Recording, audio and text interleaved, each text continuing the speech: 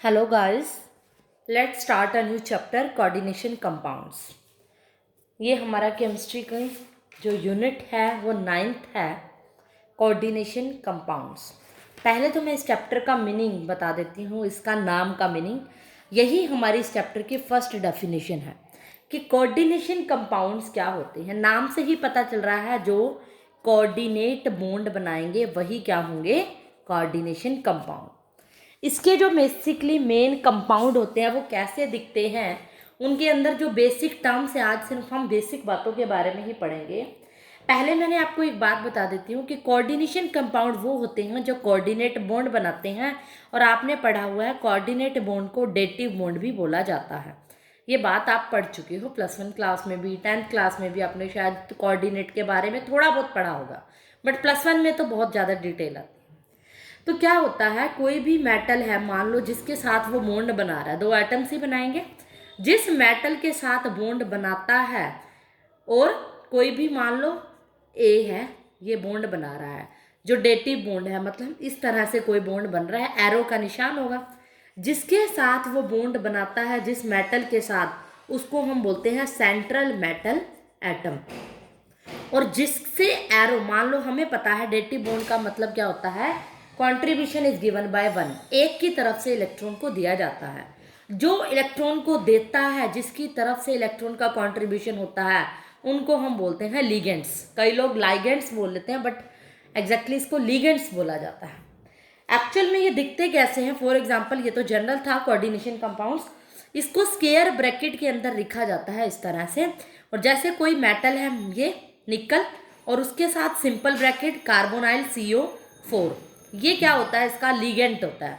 अब यहाँ पर क्या है, ये लीगेंट है। लीगेंट का मतलब जो इलेक्ट्रॉन को डोनेट करेगा। कोऑर्डिनेट बॉन्ड का मतलब भी यही होता है ना, एक तरफ से इलेक्ट्रॉन को दिया जाता है दूसरे एटम को। ये क्या है, मेटल, सेंट्रल मेटल एटम। यहाँ पर सेंट्रल मेटल एटम तो लेने वाला है जो इलेक्ट्रॉन, जो ये वाला पार्ट होता है। आपको कोऑर्डिनेशन कंपाउंड ऐसे ही देखने को मिलेंगे। यहाँ पर क्या होगा, एक मेटल, जिसको आप क्या कहोगे इस चैप्टर में, सेंट्रल मेटल एटम। बार बार ये टर्म्स यूज होंगी, अच्छे से माइंड में बिठा लो। और जो यहाँ छोटी ब्रैकेट के अंदर होंगे वो क्या होंगे, लिगेंड्स। और इसकी डेफिनेशन क्या होंगी, जो डोनर एटम है, मतलब जो इलेक्ट्रॉन को दे रहा होता है, वो डोनर एटम है, उसको हम लिगेंड कहते हैं। और इसको एक स्क्वायर ब्रैकेट के अंदर रखा जाता है। क्लियर हो गए। ये जो हो सकते हैं, जो कोऑर्डिनेशन कंपाउंड हैं, कई तरह के होते हैं। साथ साथ अपनी नोटबुक लेकर बैठो, पेन लेकर बैठो, और इन पॉइंट्स को नोट करते जाओ। कई तरह के कैसे हो सकते हैं कोऑर्डिनेशन कंपाउंड। एक तो हो सकते हैं कैटायनिक कॉम्प्लेक्स भी होते हैं। कैटायनिक का मतलब हमें पता है प्लस चार्ज से होता है, जिनके ऊपर प्लस चार्ज होगा। फॉर एग्जाम्पल CO NH3 की 6, और इसके ऊपर 3 पॉजिटिव। ये क्या होगा, इसके ऊपर ब्रैकेट के ऊपर, स्क्वायर ब्रैकेट के ऊपर प्लस चार्ज है, तो ये कैटायन कॉम्प्लेक्स है। और कैसे होते हैं, एनायनिक कॉम्प्लेक्स भी होते हैं, जिनके ऊपर क्या है, नेगेटिव चार्ज है। जैसे फॉर एग्जाम्पल FeCN की 6 फॉर नेगेटिव। ये कैसे कंपाउंड है, जिन पे नेगेटिव चार्ज है, और जिनके ऊपर कोई चार्ज नहीं होता, वो होते हैं न्यूट्रल कॉम्प्लेक्स।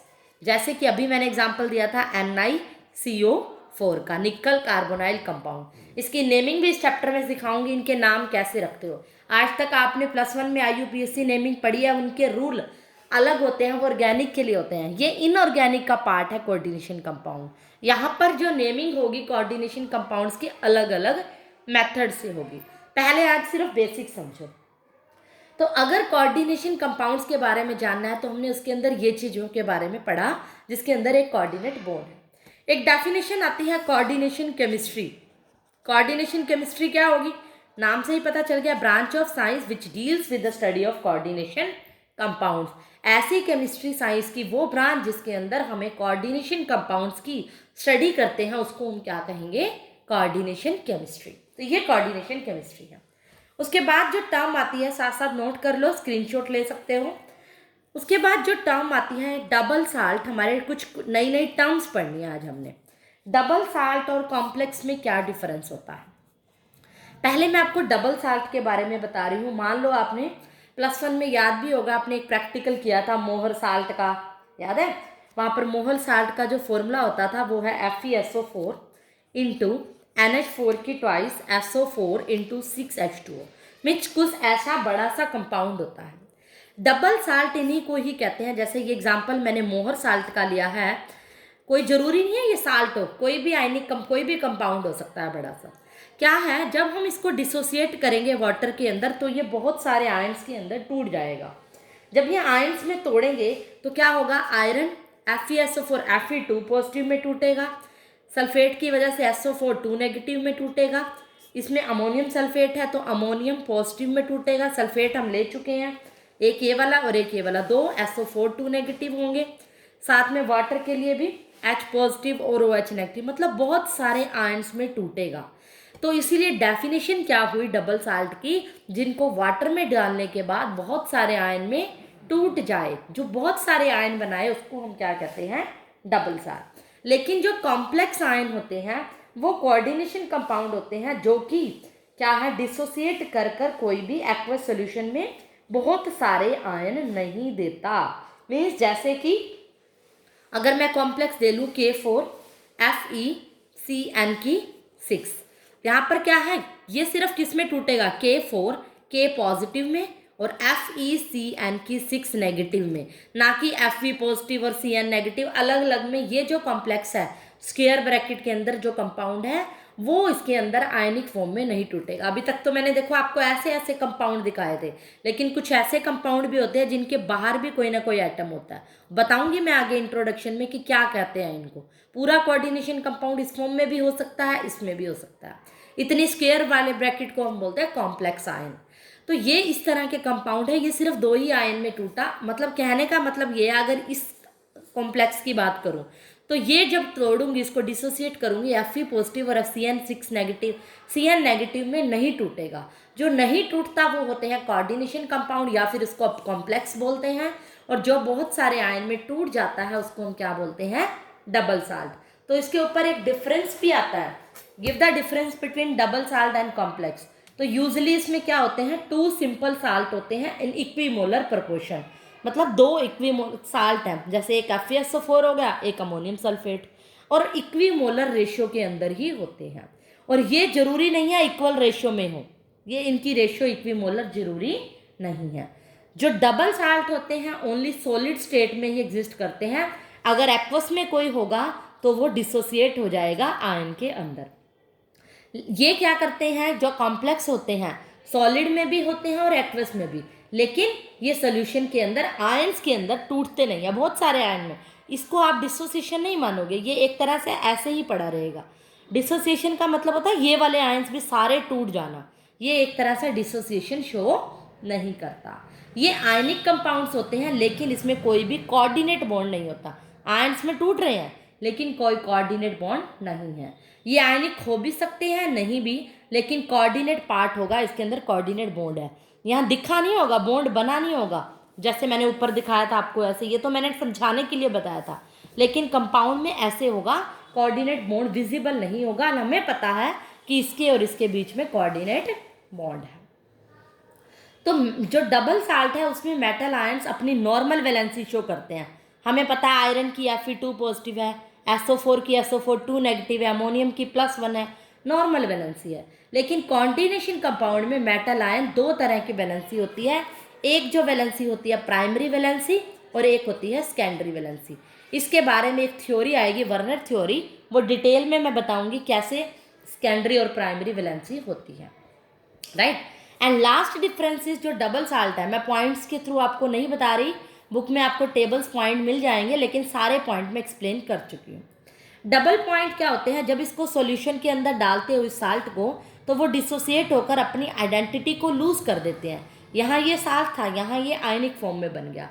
लेकिन कोऑर्डिनेशन कंपाउंड अपनी सॉल्यूशन में डालने के बाद उसकी आइडेंटिटी एज इट इज रहती है, क्योंकि ये आयन में डिसोसिएट नहीं होता। तो ये थे इसके अंदर मेजर डिफरेंस। तो आपको पता चल गया होगा डबल साल्ट और कॉम्प्लेक्स में क्या डिफरेंस है।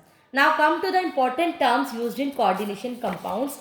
इस चैप्टर के अंदर कौन सी जो टर्म्स हैं, इम्पोर्टेंट टर्म्स, सारी ही टर्म इम्पोर्टेंट है, वो यूज़ होंगी, उनके बारे में मैं बताऊंगी, तभी ये चैप्टर समझ में आएगा। अगर आपने फर्स्ट लेक्चर की वीडियो नहीं सुनी, इस ये वाली वीडियो जो फर्स्ट है इस चैप्टर की, तो आपको ये चैप्टर बिल्कुल भी समझ में नहीं आएगा।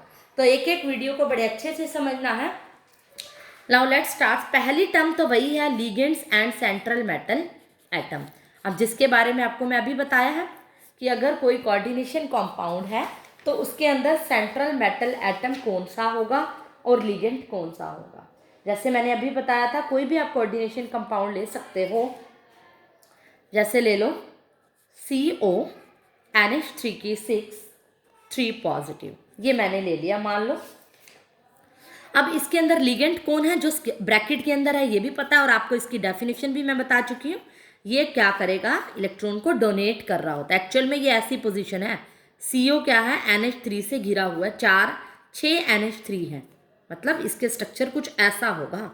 स्ट्रक्चर की नीड नहीं है बनाने की, मैं आपको समझाने के लिए बता रही हूँ कि अमोनिया की तरफ से डोनेशन ऑफ इलेक्ट्रॉन हो रही है और जो इलेक्ट्रॉन को डोनेट करता है वो क्या होता है, लिगेंड्स। ये क्या है, लिगेंड। और जो CO है वो क्या है, सेंट्रल मेटल एटम।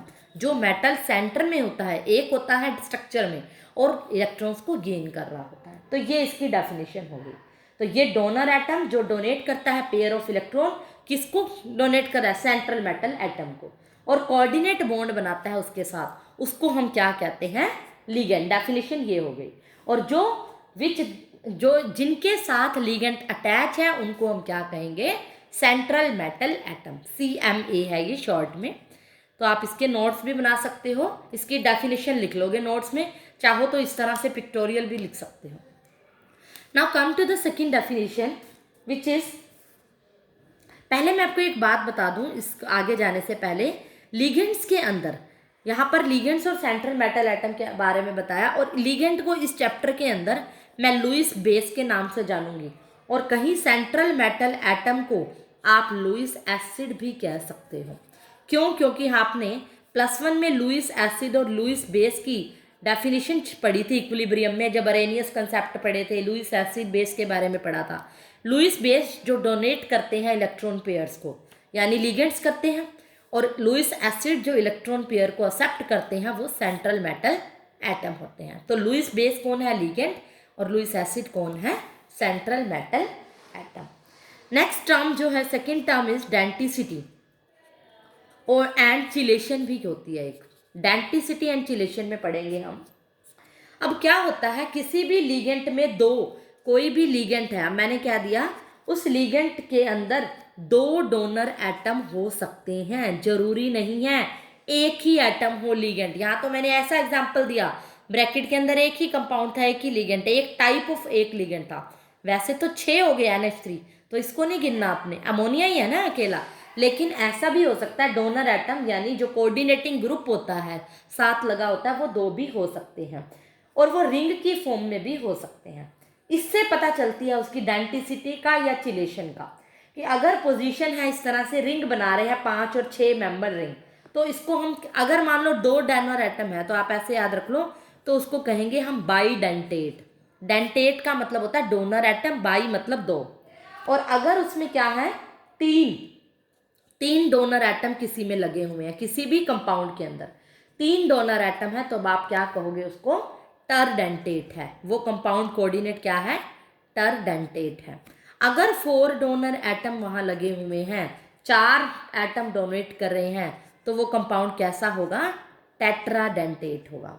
और अगर बहुत सारे कंपाउंड है, मोर देन 4 है, तो उस तरह के कंपाउंड्स को आप, मोर देन 4 है डोनर एटम, तो उस तरह के कंपाउंड को पॉलीडेंटेट भी कहते हैं।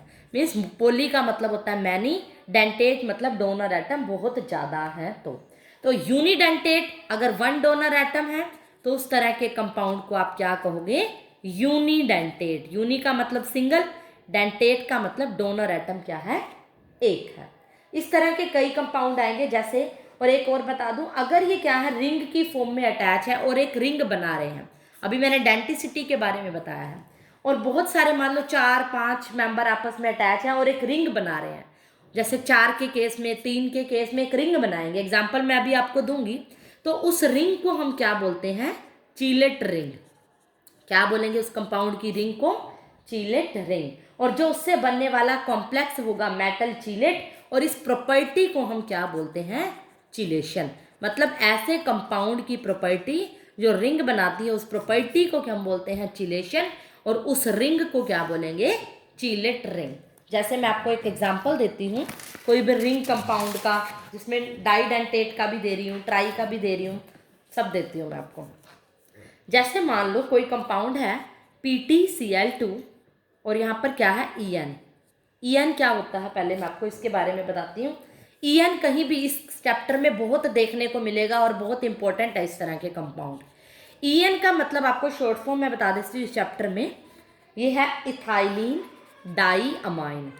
इथाइलिन डाई अमाइन है, या इसका नाम हो सकता है इथेन 1,2 डाई अमाइन। इथेन के साथ 2 अमाइन ग्रुप जब अटैच होंगे तो इथाइलिन डाई अमाइन, और जिसका वो क्या है, एक तरह से इथाइलिन डाई अमाइन कैसा होगा ये मैं आपको बता देती हूँ।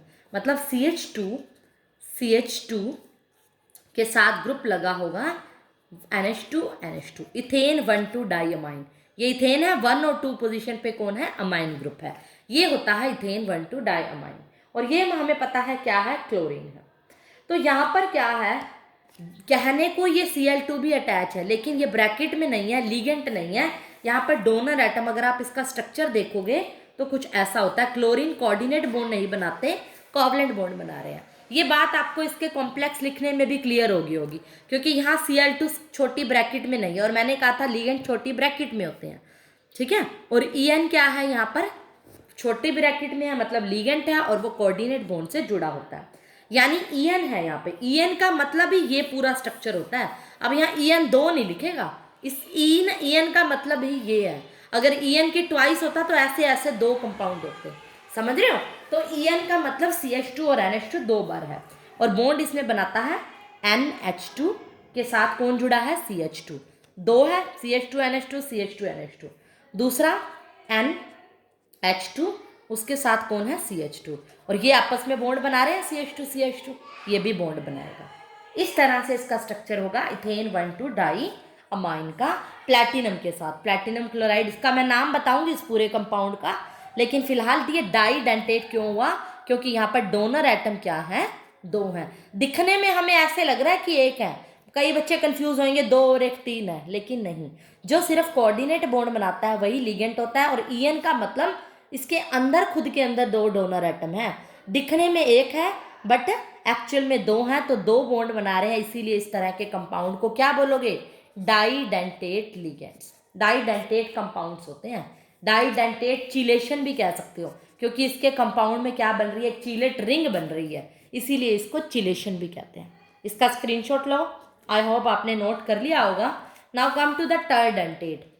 टरडेंटेट का मतलब मैंने अभी बताया था, जिसमें 3 डोनर एटम होंगे, जैसे फॉर एग्जांपल PtCl डाई इन, जैसे मैं अभी बता रही थी आपको, इसके ऊपर प्लस चार्ज है, ये क्या है, कोऑर्डिनेट बॉन्ड नहीं बना रहा, डाई इन। अब इन क्या है, अपने को पता है एक इन में क्या होते हैं, 2, लेकिन डाई इन का मतलब आ गया उसके अंदर 3 होंगे। स्ट्रक्चर कैसा होगा, ये कंफ्यूज नहीं है ना, 2 इन है तो 4 है, लेकिन ये ही बातें इसके अंदर ध्यान रखने वाली है। देखो, एक क्लोरीन NH2, इसके साथ CH2, इसका स्ट्रक्चर आपको याद रखने पड़ेंगे।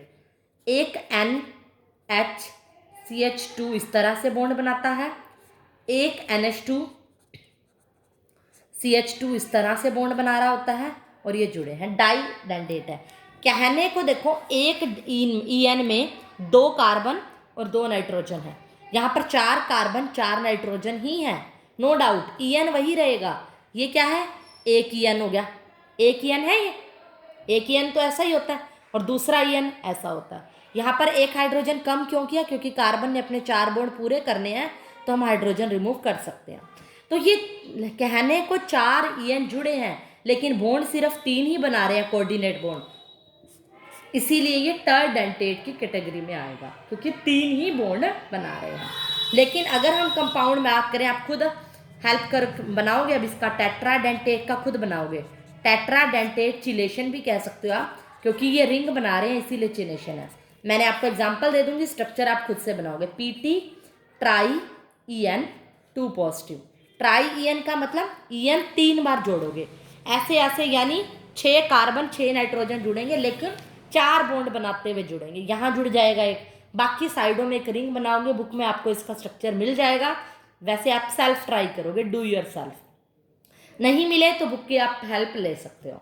तो मतलब ये मैं बताना चाह रही थी कि टेट्राडेंटेट इस तरह से कहते हैं जो 4 बॉन्ड बना रहे हैं। यहाँ तो सेम है बाय चांस EN, लेकिन डिफर भी हो सकता है। आगे आगे जैसे जैसे चैप्टर करोगे और ज़्यादा क्लैरिटी आएगी।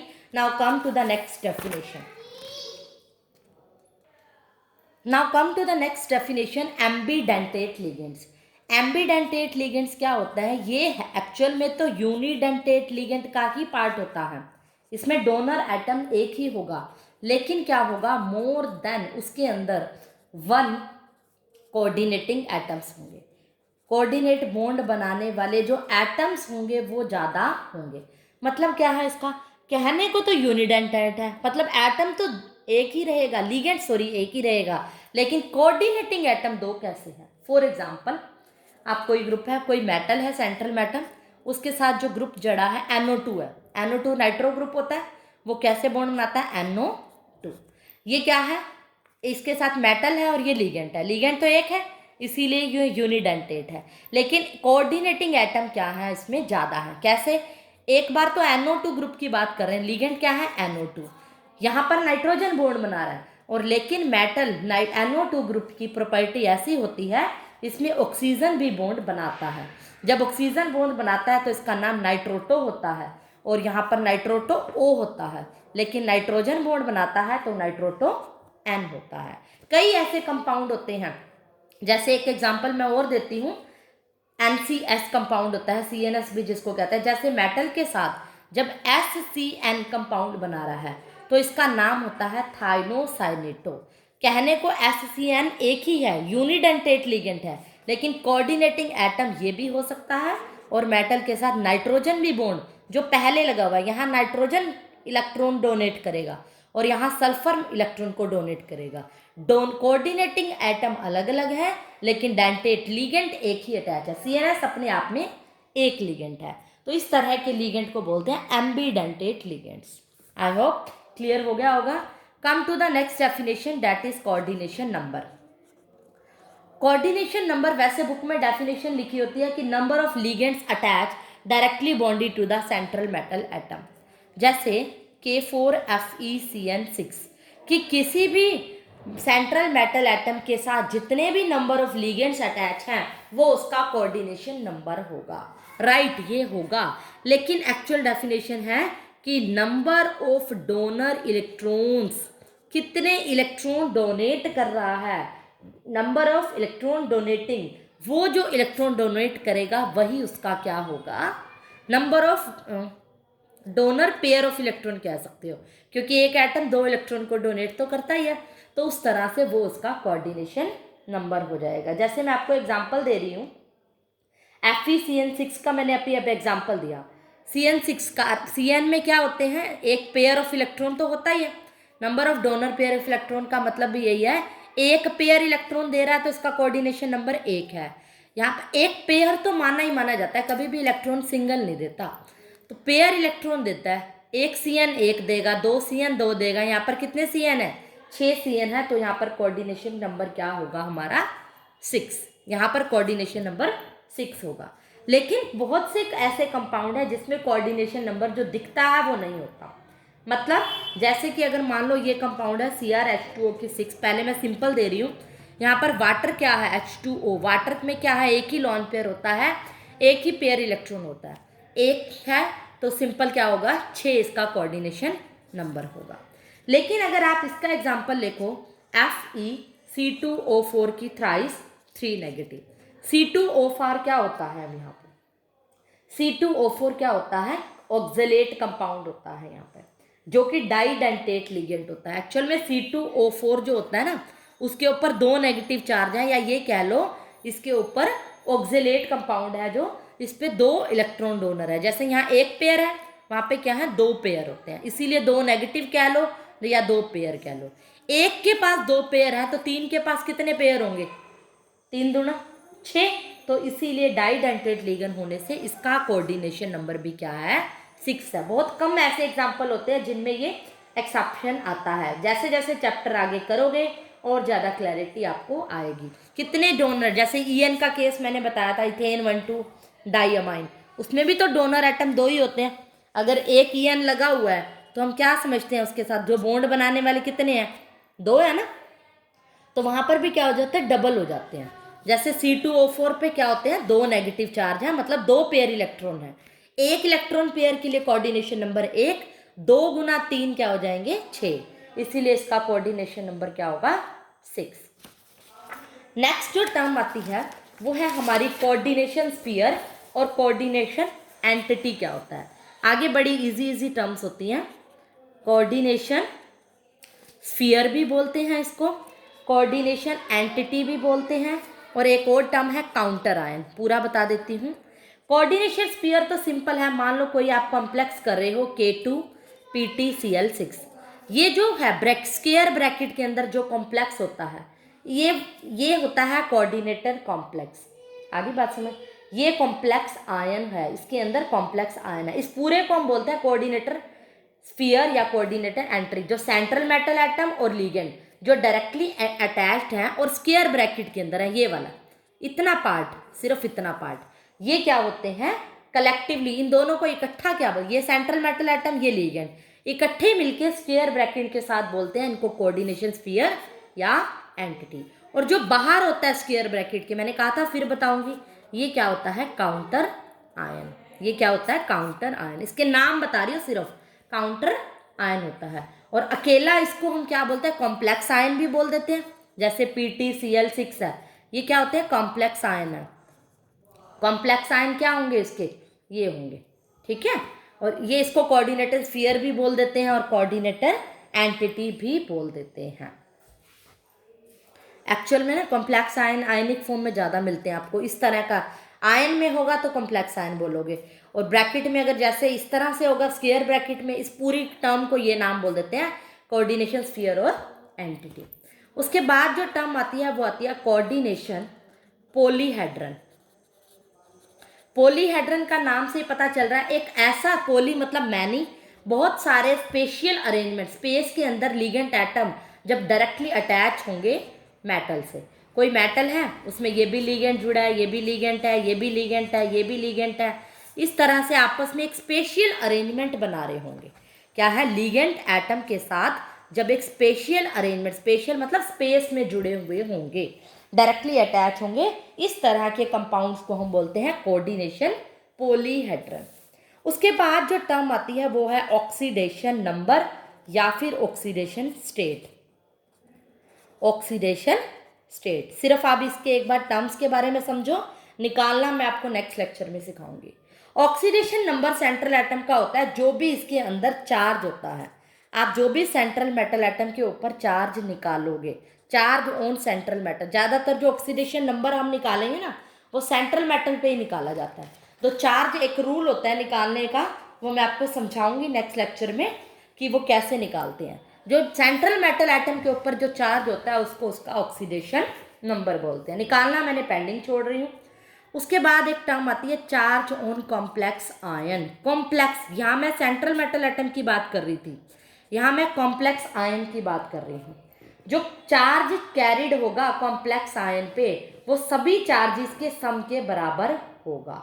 मतलब जैसे AgCN2 की नेगेटिव है, ठीक है, ये कॉम्प्लेक्स आयन पे चार्ज निकालो, मतलब इस पूरे के ऊपर चार्ज कैसे निकलेगा आपको ये भी मैं नेक्स्ट उसमें निकालना सिखाऊंगी, क्योंकि मैंने अभी कोऑर्डिनेशन नंबर नहीं सिखाया।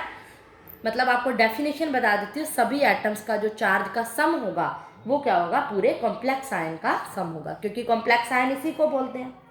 उसके बाद जो टर्म आती है वो है होमोलेप्टिक एंड हेट्रोलेप्टिक कॉम्प्लेक्सेस। यहाँ पर मैंने सिर्फ कोऑर्डिनेशन नंबर छोड़ा है जिसको मैं नेक्स्ट लेक्चर में करने वाली हूँ।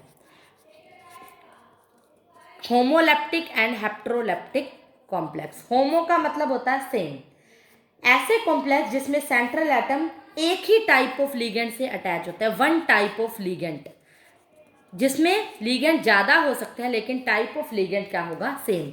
जैसे CO NH3 की 6 चार्ज आ गया 3 पॉजिटिव। कहने को लिगेंड 6 अटैच है, 6 कोऑर्डिनेशन नंबर भी हमें पता है, लेकिन टाइप ऑफ लिगेंड क्या है, सिर्फ अमोनिया लिगेंड यही है, वन टाइप ऑफ लिगेंड है, तो इस तरह के कंपाउंड को होमोलेप्टिक कॉम्प्लेक्स बोलेंगे। हेट्रोलैप्टिक जिसमें बहुत more than greater than one type of ligand होगा। सिर्फ लीगेंट की बात कर रही हूँ मैं, देखो जैसे CO NH3 की 4 Cl2, ये अब यहाँ पर लीगेंट कौन कौन अटैच है, NH3 4 Cl2। तो ये कंफ्यूज नहीं होना कि यहाँ ब्रैकेट छोटी नहीं है, तो जरूरी नहीं है। PTCl के केस में क्लोरीन में नहीं थी, लेकिन जरूरी नहीं होता, वहाँ मैंने कहा था ना ब्रैकेट नहीं है, उस टाइम समझाने के लिए कहा था। तो कंफ्यूज नहीं होना, बहुत से ऐसे कंपाउंड होते हैं जिसके अंदर ब्रैकेट नहीं होती, एक्सेप्शंस कुछ एक ही होते हैं। PTCl में क्या है, एक एक्सेप्शन ही था एक तरह सा, क्लोरीन जो कि था कोऑर्डिनेट बॉन्ड बनाता है, लेकिन वैसे जो ये कंपाउंड जुड़े हुए होते हैं ये सारे लीगेंट होते हैं, कोऑर्डिनेट बॉन्ड ही बनाते हैं, वो कोवलेंट बनाता था PTCl में।